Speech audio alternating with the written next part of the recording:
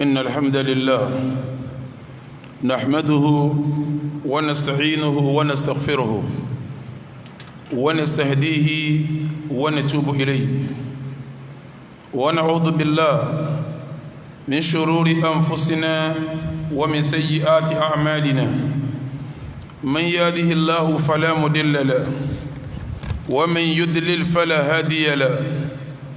وأشهد أن لا إله إلا الله وحده لا شريك له وأشهد أن محمدا عبده ورسوله اللهم صل وسلم وبارك عليه وعلى آله وأصحابه وعلى سائر من تبع سنته وسلك مسلكه إلى يوم الدين أما بعد فيا أيها المؤمنون عباد الله فاتقوا الله يرحمكم الله. يقول الله تبارك وتعالى في محكم التنزيل يا أيها الذين آمنوا اتقوا الله حق تقاته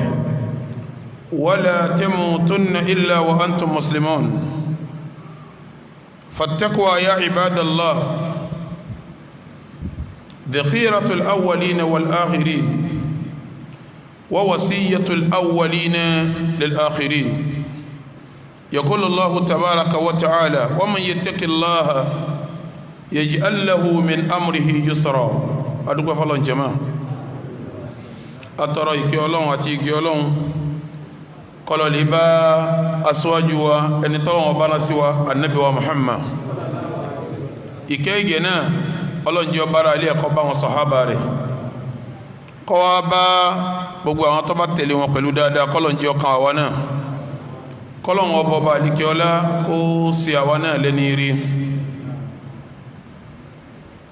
mo jẹ́rìí lórí mímbàrí tí mo dúró yìí pé kò sẹ́nìkan tá a fún lẹ́sìn tọ́jọba Allah lọ. mo wá ń jẹ́rìí pa Nábì wa Muhammad òjíṣẹ́ rẹ̀ ní ẹrú ẹ̀ ní ọlọ́run ọba náà wá bá wa nígbàtí ilẹ̀ dá tí ò sójì sẹ́mọ́. ìkẹ́ ọlọ́run ìgbé ọlọ́run kó bá Nábì náà kó bára ilé ẹ̀ kó bá wọn sàhábà rẹ̀ kó wá bá gbogbo àwọn tó bá tẹ̀lé wọn pẹ̀lú dáadáa kó lọ bẹ́ẹ̀ títí dọjọ́ ẹ̀san. Ibadallah, èyí tí ó jẹ́ àkọ́kọ́ ọ̀rọ̀ ní kútùbà tòní ni pé ẹ jẹ́ á bẹ̀rù ọlọ́run ọba.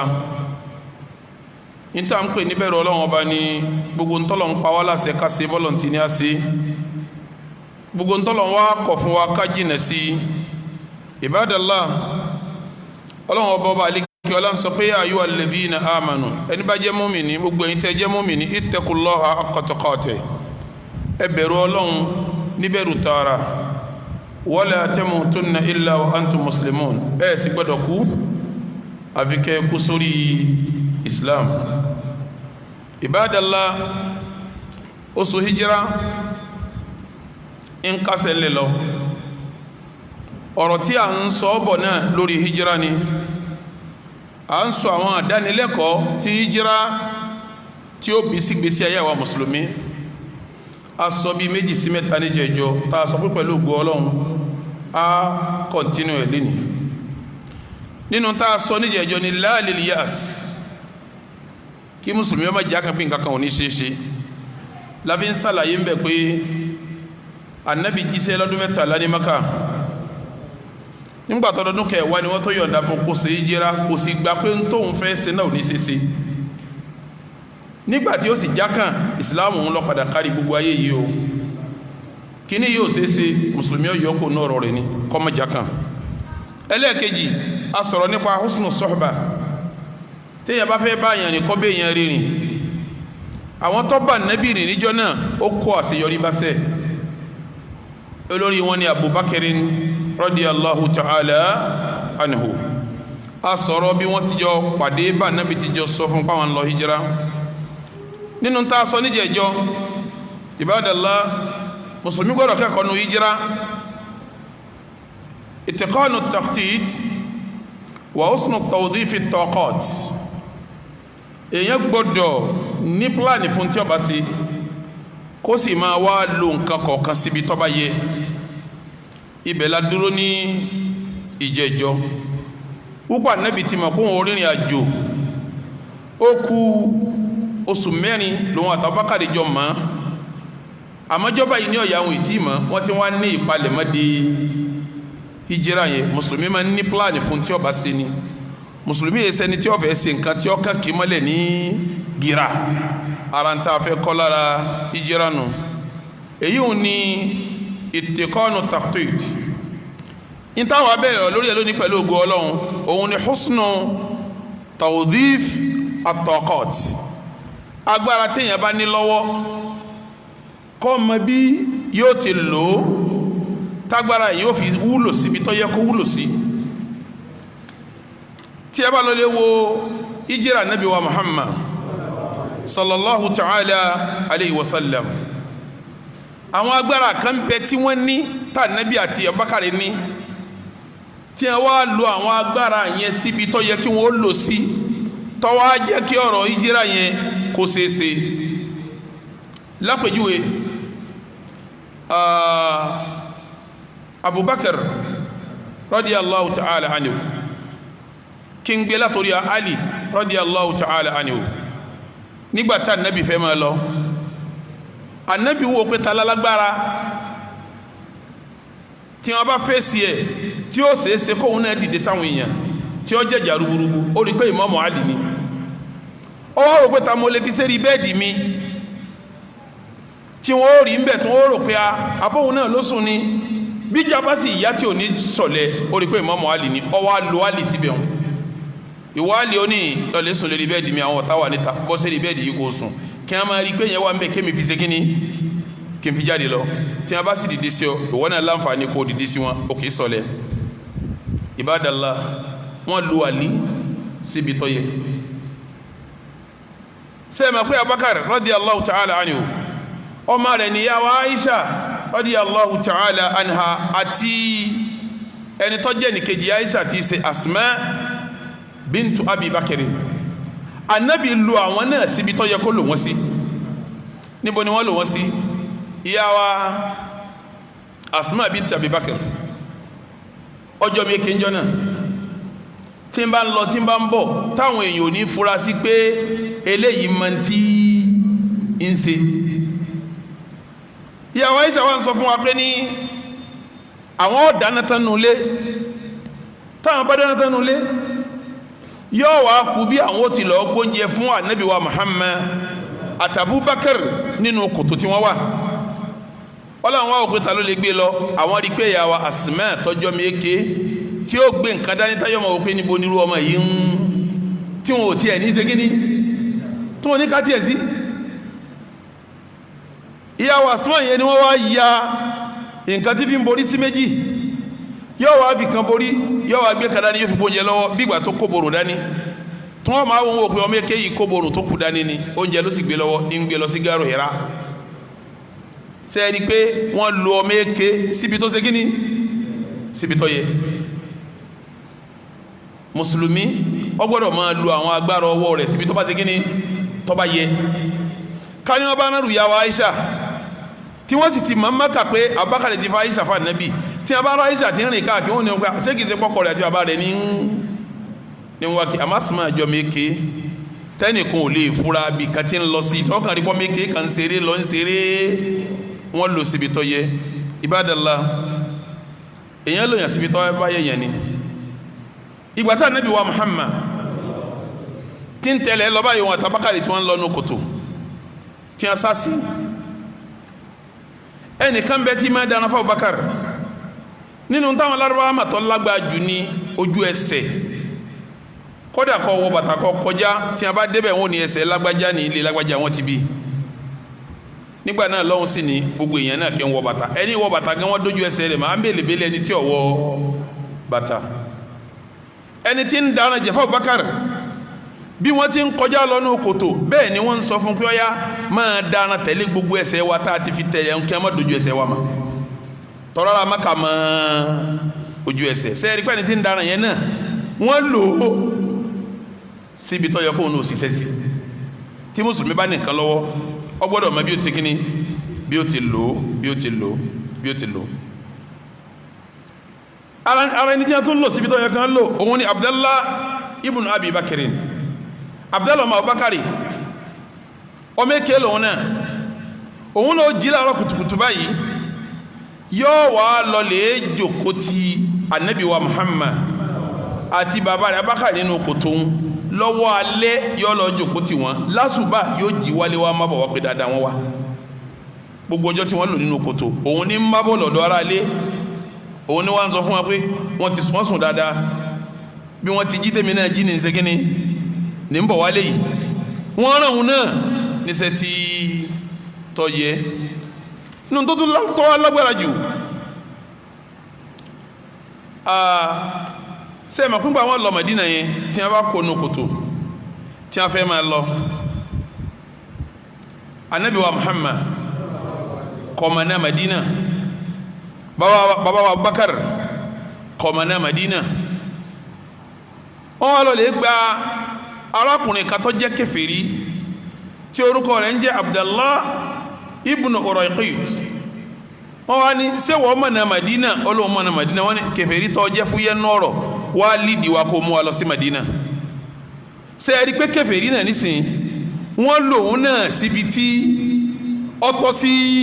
òun náà wọ́n sì sọ̀rọ̀ pẹ̀lú ẹ̀ pé tọ̀ èèlò lọ́gbà olówó méjì lòun ọgbà owó alákọ̀ọ́kọ́ owó ọ̀nà tó wọ́n fi mọ̀ yín owó ẹlẹ́ẹ̀kejì ní tẹ́ fẹ́ ṣe yí àṣírí ni ẹ sanwó àṣírí fún un lórí ẹ̀ tọ́lẹ̀ nífẹ̀ẹ́ kó òun rojọ́ yín fẹ́ nìkan wọ́n níbẹ̀ ni ó ní rojọ́ àmọ́lérí owó ni ìmú yín lọ owó kan ní máa rojọ́ kí owó mi Ànábì wa Muhammad Abubakar wọ́n sanwó kínní wọ́n dẹ̀ sanwó ẹlẹ́ẹ̀kejì wọ́n wá lo kèfèrí náà síbi tóun náà ti lè ṣiṣẹ́ eléyìí ni wọ́n máa fi yé wa nù sẹ̀ríà Islam pé sẹ̀ríà Islam kò lòdì sí ká bẹ kèfèrí níṣẹ́ lérí ètò pàáfún lówó iṣẹ́ rẹ̀ kò lòdì sí ká gba kèfèrí sọ́fíìsì lérí pé tábà ti mọ̀ pé tá a fẹ́ ṣe yìí òun lọ́mọ̀ ṣe àárí mùsùlùmí mi tọ́ mọ̀ ṣe jòun náà lọ àgbà á ní ó ṣe á sì fún lówó ọ̀yà rẹ̀ bá Ànábì wa Muhammad bó ti gba Abdallah ibn Urayqit tó gbà sí iṣẹ́ nígbà wá gbà sí iṣẹ́ tán ó wá fún lówó ọ̀yà rẹ̀ kò sì di mùsùlùmí gbà náà kèfèrí tọ́jẹ́ náà ní jẹ́ Ànábì sì bá ṣiṣẹ́ papọ̀ ó sì fún ní owó ọ̀yà rẹ̀ Ànábì náà lòun náà síbi tó yẹ kó ṣe kíni kó lò sí Ibadallah èèyàn máa ń lo nǹkan kọ̀ọ̀kan síbi tó yẹ kí kó lò sí ni eléyìí náà jẹ́ ọ̀rọ̀ ẹlẹ́kẹta sẹ́mi àpọ̀rọ̀ alákọ̀ọ́kọ́ lálẹ́lìyàs mùsùlùmí òkú ẹ̀wọ̀n sí nǹkan kan ṣe é ṣe ẹlẹ́ẹ̀kejì husnu suhba tálábà ní tálábà sọ̀rẹ́ ó di méjì ẹlẹ́ẹ̀kẹta òun ni ittiqanu taqtit níta fẹ́ ṣe kápúlánì fún dáadáa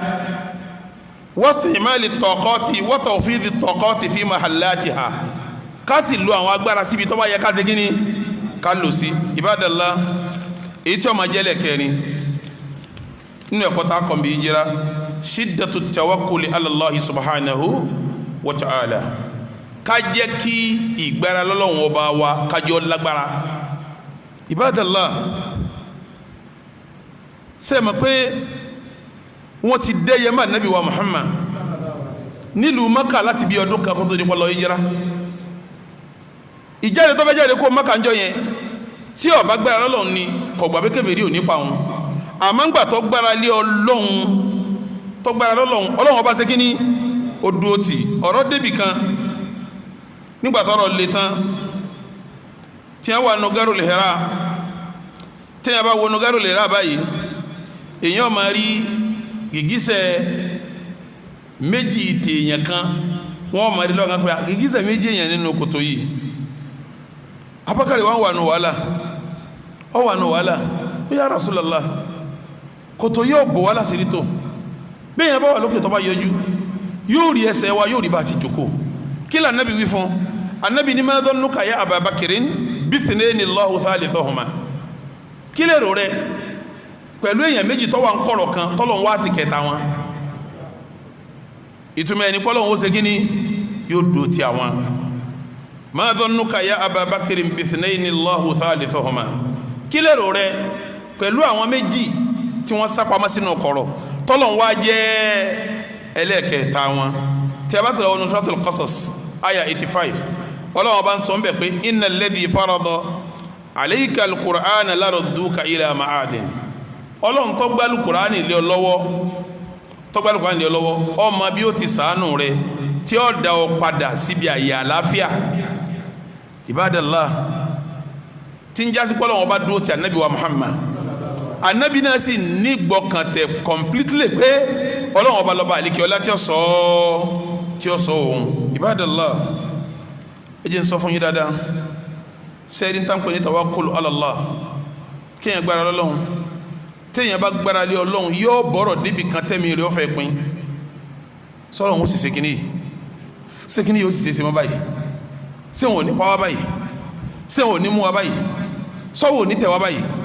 yóò fẹ́ wá dàbí ẹni pé ọwọ́ tẹ̀yàn kó tó hàn sí pọ́lọ̀ òun sékìní ó dúró tòun lèyàn fi gbọ́dọ̀ dúró bẹ́ẹ̀ bá dúró tán ẹ̀mí rẹ̀ ó fẹ́ bọ́ kọ́lọ́hún tó fi ìrànlọ́wọ́ hàn báyìí ẹni tí wọ́n ràn lọ́wọ́ kánjúkánjú tipátipá ní òfin dúdú tọ́lọ́hún o ẹ lọ wọnú Al-Qur'an gbogbo àwọn ànábì Ọlọ́run tí a bá wà nù nílá tí a bá bẹ̀rẹ̀ sí sàdúà wọ́n fẹ́ ẹja kan pàdúà ò ní gbà mákàdúà tó gbà Suratu Yusuf aya 110 ọba mi ń sọ mbẹ pé ní atastai asarrusulu wa dhannu annahum qad kudhibu ja'ahum nasruna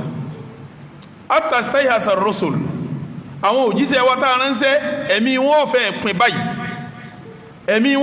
pin báyìí wa dhannu wọn máa lérò pé annahum qad kudhibu ó pé wọ́n ti sọ àwọn dòkúrọ̀ wọ́n ti yẹ̀yẹ́ àwọn wọ́n ti dójú tà wọn wọ́n ti bà tàwọn jẹ́ wọ́n ti bàtà wọn jẹ́ wọ́n ti dójú tà wọn wọ́n ti ṣègbà wọ́n ti ṣàwò ọlọ́ni ja'ahum nasruna ìgbà tẹ́mi bá fẹ́ pin báwọn lànà sí ó tó wá dé Ibadallah tọ́ba di pọ́tà bá pọ̀ ẹ̀mí ọ̀fẹ́ pin kọ́lọ́hún tó dúró tì ọ́ tí wàhálà bá pọ̀ ẹ̀mí ọ̀fẹ́ pin kọ́lọ́hún tó dúró tì ọ́ atastayhasa ar-rusul wa dhannu annahum qad kudhibu ja'ahum nasruna ẹ̀mí wọn fẹ́ bọ́ tán kánà sí Ọlọ́run tó ṣe kíní kòtò òde tí wọ́n ti ẹ̀rọ gbogbo ayé ti sàwọn dòkó rọ́bà àwọn oníyìí máa wọn lápọ̀lẹ́ mọ́ lẹ́yìn ìgbà wọn lànà sí Ọlọ́run ṣe kíní ló tó wá dé Ibadallah nígbà tí wàhálà pọ̀ táwọn bákàrí kó sínú wàhálà tí wọ́n wà ní Gharul Hira tánàbí sì mọ̀ pé Ọlọ́run táwọn ń pè ó lè dúró ti àwọn ó tiẹ̀ dúró tàwọn ni kí lànà bí sọ bákàrí Ànábì ní la tahzan inna Allaha ma'ana la tahzan Abubakar má banújẹ́ sórí bí wọ́n ti ń lọ tí wọ́n wọ̀ tí wọ́n yọjú látàzà ni wọ́n má banújẹ́ inna Allaha ma'ana Ọlọ́run ọba ń bẹ pẹ̀lú wa Ibadallah ẹ̀rí pa nàbí dúró tán pẹ̀lú tani pẹ̀lú Ọlọ́run ibi wọ́n sì wá àwọn kèfèrí wá bẹ́ẹ̀ wọ́n yọjú dhannul hamama wa dhannul ankabuta ala khairil bariyati lam yanzuju wa lam yanumi wa lam yahumi dhannul hamama wọ́n rò pé ẹ̀yà àdàbà lọ́wọ́ ní kòtò wàdọ́nulẹ̀ ankabuta wọ́n rò pé aláǹtakùn lọ́tàwùdí ala khairil bariyati annabi wọ́n rò pé bọ́yá aláǹtakùn ní bọ́yá ẹ̀yà àdàbà ní bẹ́ẹ̀ sì ni lam yansuju wa lam yahumi aláǹtakùn ọ̀tàwó síbẹ̀ ẹ̀yà àdàbò sí wá mẹ́ ṣùgbọ́n bọ́lọ̀ ti ṣe lójú wọn nù ni lànà bíbí sọ́ọ́ bá kàrí pé inna Allaha ma'ana Ọlọ́run ọba ọba àlékè ọlá ń bẹ pẹ̀lú wa Ibadallah gbogbo ẹni bá ti bọ́lọ̀ ń dòwò pọ̀ kì í tún kó rẹ̀ sínú wàhálà ma ẹjẹ́ á ní shiddatu tawakkuli ala Allah tọ́ba lè títí yọ padà wá sí kí ni tọ́ba ti mọ̀ pé inna Allaha ma'ak Ọlọ́run bẹ pẹ̀lú rẹ̀ yọ padà wá rọ̀ náà ni Ibadallah nínú tààtún kọ́lẹ́kọ̀ọ́ nínú hijira Ibadallah tí a bá sọ pé al-hijra ní ti ń jẹ́ hijira ìhun ni kéèyàn yàn kan lódì nígbà tó bá mi fẹ́ sọ̀rọ̀ ní al-Qur'an ó ní wàrújì safáàjò gbogbo tí ń jẹ́ bọ́ àtẹsẹ̀ ẹ̀yàn lódì gbogbo tí ń jẹ́ bọ́ àtẹsẹ̀ ẹ̀yàn lódì àṣẹ káyẹn bọ́ lẹ́sẹ̀ káyẹn òde káyẹn bọ́ lẹ́sẹ̀ káyẹn ẹsẹ̀ lódì káyẹn ẹbọ lódì òun ní jẹ́ ìjìra abẹ́lẹ́ wọn bọ́ balẹ̀ òun ní ẹ̀kọ́ ẹlẹ́ẹ̀kejì tá a kọ́ nínú àdábù ìjìrati rasuli sallallahu alayhi ta'ala wa sallam allahumma aizza al-islam wal muslimin wa adilla shirka wal mushrikin ودمر أعداءك أعداء الدين وانصرنا نحن عبادك الموحدين آمين يا رب العالمين.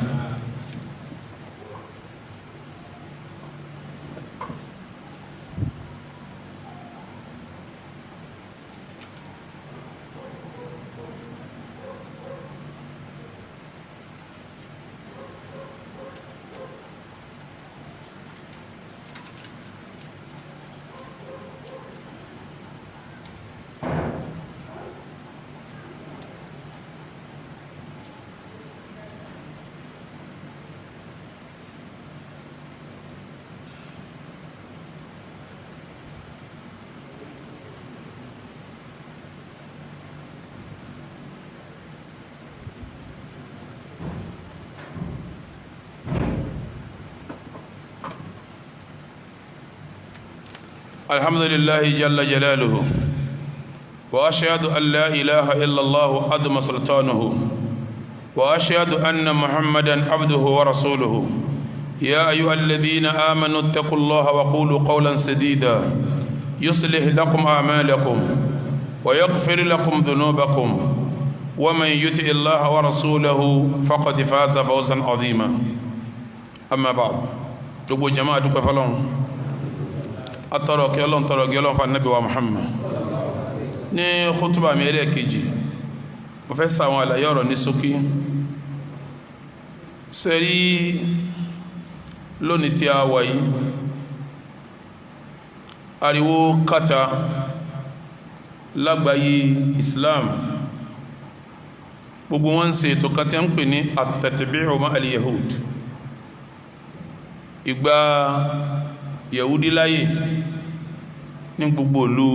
Islam. Kí ni wọ́n gbà lérò pẹ̀lú yahudi? Àwọn Banu Israel tí wọ́n gba àwọn ilẹ̀ kan ní àwọn ìlú Palestine tí wọ́n sọ di ilẹ̀ ara wọn, tí wọ́n sì lé àwọn onílẹ̀ jáde, tọ́wọ́ ajásípà wọn ni wọ́n wá ń kílèmù pé àwọn làwọn níbẹ̀. Níjọ́ tí wàhálà yìí bẹ̀rẹ̀, gbogbo alamul islami di pé àjòjì ni wọ́n, àwọn àgbáyé lárúbáwá àtàgbáyé Islam wọ́n rí bí tí àwọn Israeli jókòó ń pé kìí ṣẹlẹ̀ wọn. Pàtàkì jùlọ al-Masjid al-Aqsa tí ń bẹ nínú al-Qur'ani wa kò yẹ kí wọ́n lè gàba ní orí ẹ̀. Lárúbáwá dẹ̀ rí wọn láàrin àwọn lárúbáwá pé àjòjì ni Masjid al-Aqsa, gbogbo wa lájọ ní Yahudi ò gbọdọ̀ wá gbà ní ọwọ́ wa. Ní tó lé lógójì ọdún ni wọ́n ti ń bá wàhálà yìí bọ̀. Bí ọdún mélòó sẹ́yìn wọ́n ń sọ̀rọ̀ pé àwọn fẹ́ sanwó lórí àwọn ilẹ̀ kan, kí àwọn kan náà àwọn lárúbáwá kí wọ́n máa gba owó àwọn san ní ọdún kan. Wọ́n yanjú eyín títí kò láṣeyọrí. Níjọ́ ní tó ti pẹ́ ọ̀pọ̀lọpọ̀ olórí lárúbáwá àtàwọn ọba wọn wọ́n fẹnu kò lórí pé àwọn ò ní ń ṣe pẹ̀lú yahudi tí wọ́n jòkó sí ilé ọmọ ìyá wọn. Ṣùgbọ́n lónìí ọ̀rọ̀ yí padà, kálukú tí ń wá ètò àti parí ìjà nílùú wọn pẹ̀lú àwọn yahudi. Bí Kọ́tọ̀rù ti ń wá, nìmọ̀rá ti ń wá, làwọn míì náà tún wá,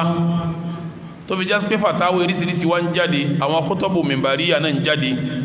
tó yàtọ̀ sí ń tà ń gbọ́ tẹ́lẹ̀ láti ànáwá. Ibadallah, ọ̀rọ̀ tí mo sọ yìí, ẹ̀kọ́ wo la fẹ́ kọ́ ń bẹ̀ tó sì máa hijira? Mo fẹ́ kó yé yín o, ọdún hijira tí àbí ọ̀rọ̀ hijira tí a ń sọ̀bọ̀ láti jò ní, mo fẹ́ kó yé yín pé kìí ṣe pa Nábì ló fi déètì hijira lọ́lẹ̀ o. Òun kọ́ aṣíwájú àgbà Umar ibn al-Khattab radiyallahu ta'ala anhu, déètì hijira ta lò yìí òun ló fi lọ́lẹ̀. Ṣebí ńjọ́ tí ó fi déètì hijira lọ́lẹ̀, ṣebí ará Róòmù wọ́n ní déètì tí wọ́n ń lò ńjọ́ náà, ará Fárísì wọ́n ní déètì tí wọ́n ń lò ńjọ́ náà, Lárúbáwá gan náà níbi tí ń kájọ tiẹ̀ tẹ́tẹ́rẹ́ tí wọ́n sì ní déètì tí wọ́n ń kọ. Kí ló wá dé tí Umaru fi wá ní rárá a ní déètì tiwa tá a máa kọ ni, a ní lo ti Róòmù, a ní lo ti náà kankan. Sẹ́ẹ̀mọ̀ pé ń tọ́ka lérí pé ní mùsùlùmí máa dá dúró ni, mùsùlùmí èé ṣe kèé yọjú wo nǹkan ẹlòmíì. mo sì fẹ́ kẹ́ rántí o Umaru tí ò lo déètì àwọn kan tọ́wọ́ gbé tiwa kalẹ̀ ó fẹ́ fi yé wa pé tiwa á máa dà sí ni tiwa á máa dà sí ni tiwa ó sì máa yàtọ̀ sí tẹnikẹ́ni ni Ibadallah ìdàpọ̀ tẹ́fẹ́ wa dàpọ̀ yìí nísìn èwo ni àwọn máa jẹ́ èwo ló fẹ́ máa jẹ́ báyìí dúró lébi tí Umaru dúró níjọ́ tí Umaru dé Palestine tó dé masalasi ni kọ́kọ́rọ́ ọbẹ̀ wọn kò lé lọ́wọ́ ni wọ́n dẹ̀ sẹ̀wé pé mùsùlùmí lónìí ó di ti mùsùlùmí látòní lọ ìwé tẹ̀yìn ń ṣe ní sẹ́ni pé ayọ̀ǹda látòní lọ bí sọ̀rọ̀ tẹ̀yìn ń sọ ní sẹ́ni pé ayọ̀ǹda látòní lọ ibi táwọn Umaru dúró sí ẹkọ́ ń bẹ̀ Ibadallah agbọ́dọ̀ ronú sọ̀rọ̀ yìí agbọ́dọ̀ ronú sí ṣé bí Islam ti máa parẹ́ mọ́gbàlá rí tó á di pé bí wọ́n bá ti wá lọ ibẹ̀ láàmú sí kíní wọ́n ti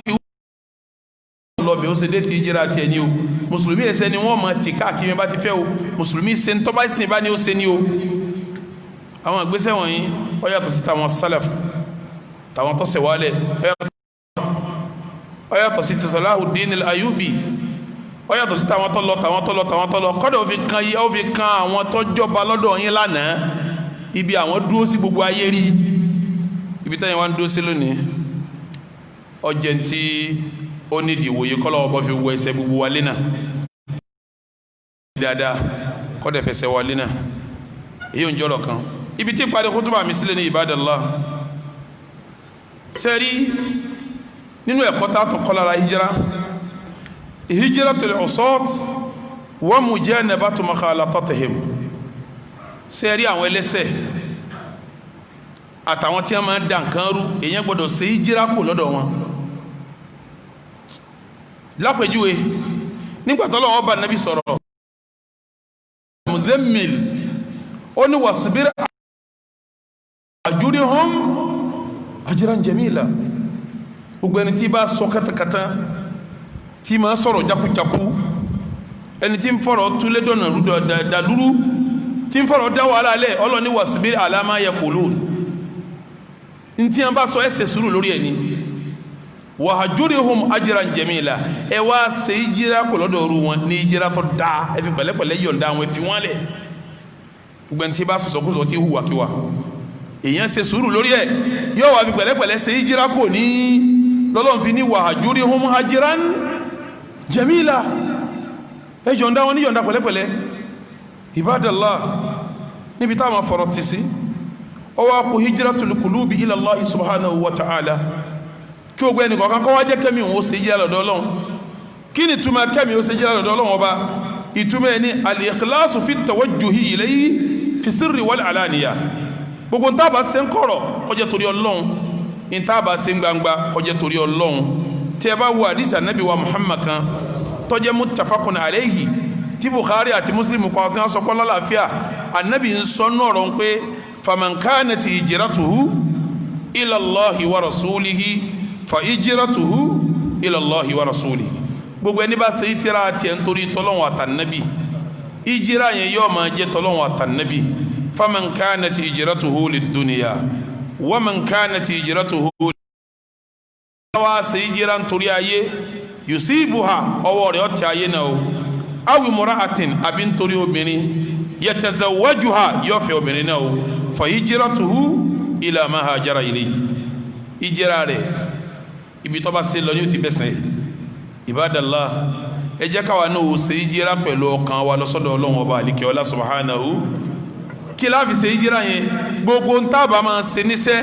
ń tábà máa sọ lọ́rọ̀ ń tábà máa hù níwà yóò máa jẹ́ torí Ọlọ́run ń tí ọba ti láníyàn tọ́lọ́run kó gbélé dá o ń tí ọba ti láníyàn tọ́lọ́run kó gbélé dá àwọn sàhábà ń jọ wọ́n ń ṣe ìjìrá ọ̀pọ̀lọpọ̀ wọ́n ń ṣe ìjìrá nítorí Ọlọ́run àtòjíṣẹ́ rẹ̀ torí ẹ̀ lójú wọn ní ládàá abẹ́ni bá ṣe jíra nítorí ayé yọ́ra ayé tọ́wá sì wọ́lọ́n láàrin àwa yóò lè mọ́ fún láyé ẹni bá ṣe jíra nítorí òbí yóò rí fẹ́ tọ́wá ẹgbẹ́ tàwa yìí ní Ọlọ́run lè jà rí fẹ́ ìtọ́ka àwa nísìn ní pé gbogbo ń tábà ṣe ká ṣe hijratul qulubi ila Allah ká jẹ́ kẹ́mi wọ́ má pé torí Ọlọ́run ní fi ń ṣe ìtìmọ̀ Ibadallah tí a bá lè ṣe hijira ọkàn báyìí a ní ààyè níwájú Ọlọ́run a dẹ̀ rí ọ̀nà Ọlọ́run abẹ́lẹ́ wọn bọ́ba alikiola gbogbo ń ta gbọ́ Allahumma janna mimman yastami'ul qawla fayattabi' ahsana aqulu ma tasma'un wa astaghfirullaha li wa lakum wa lisa'iril muslimin min kulli dhanbin wa atubu ilayhi Allahumma ati nufusana taqwaha wa zakkiha anta khayru man zakkaha anta waliyuha wa mawlaha rabbana la tuzigh qulubana ba'da idh hadaytana wa hab lana min ladunka rahma innaka antal wahhab rabbana la tu'akhidhna in nasina aw akhtana ربنا ولا تعمل علينا إسرا كما حملته على الذين من قبلنا ربنا ولا تحملنا ما لا طاقة لنا به واعف عنا واغفر لنا وارحمنا أنت مولانا فانصرنا على القوم الكافرين اللهم صل على محمد وعلى آل محمد كما صليت على إبراهيم وعلى آل إبراهيم إنك حميد مجيد وبارك على محمد وعلى آل محمد كما باركت على إبراهيم وعلى آل إبراهيم إنك حميد مجيد ويا فوز المستغفرين ويا سعادة التائبين والحمد لله رب أقيموا الصلاة عباد الله